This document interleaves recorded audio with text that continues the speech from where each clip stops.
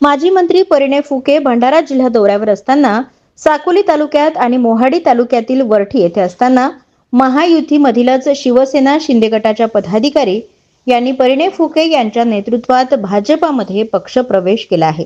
शिंदे गटाचे आमदार भोंडेकर यांनी कुठल्याही प्रकारची माहिती नसल्याचे सांगितले असून बोलणे टाळले।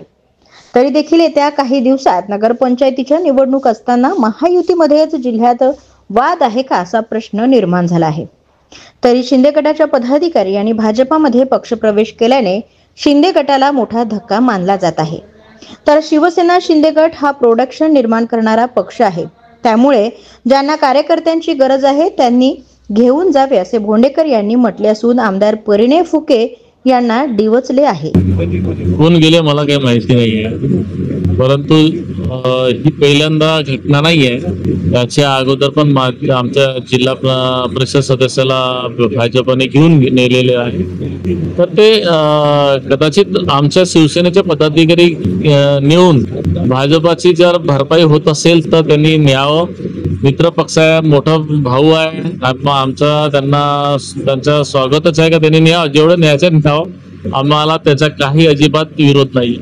ते काही नाही काय असं याला निगेटिव्ह बघण्यापेक्षा आमच्याकडे कार्यकर्ते चांगले सक्षम आहेत आणि त्याची त्यांना गरज पडत असेल तर चांगली गोष्ट आहे। शिवसेना हा प्रोडक्शन देणारा मॅन्युफॅक्चर कंपनी आहे, तर ते आमच्याकडे कार्यकर्ता तयार होतात आणि इतर पक्षामध्ये ज्यांना ज्यांना गरज असते ते घेऊन जात असतात। तो काय फरक पडत नाही, शिवसेनेला काय फरक पडत नाही।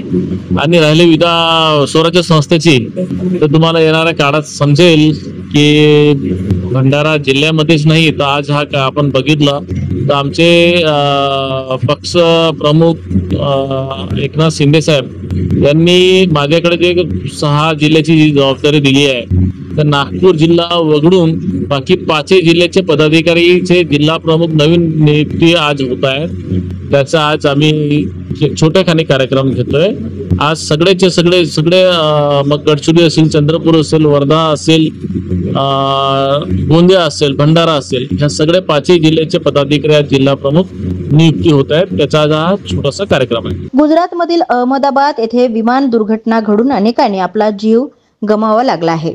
तर केदारनाथ मध्ये हेलिकॉप्टर दुर्घटना घडली असून अशा घटना घडणे हे दुर्दैव आहे, त्यामुळे सरकारने ठोस भूमिका घ्यावी असे आमदार भोंडेकर यांनी म्हटलं आहे। ही दुर्दैवी घटना आहे आणि याच्यावरती सरकारने लक्ष केंद्रित करायला पाहिजे। असे जर घटना होत राहिले तर लोक हवाई प्रवास करण्यावरती थोडेसे धजावतील। आज माझ्या सुद्धा घरामध्ये माझी आई, आम्ही 4 धामचे दर्शनचं प्लॅनिंग करत होतो, पण ते जे काही घटना घडली हेलिकॉप्टर क्रॅश झाला तर माझी आई मध्ये मी आता 2-3 वर्ष मी नाही त्यांच्यासोबत, तो नक्कीच लोकांमध्ये अविश्वास निर्माण होतोय। तर सरकारने याच्यावरती काळजी घ्यायला पाहिजे आणि लक्ष केंद्रित करावं।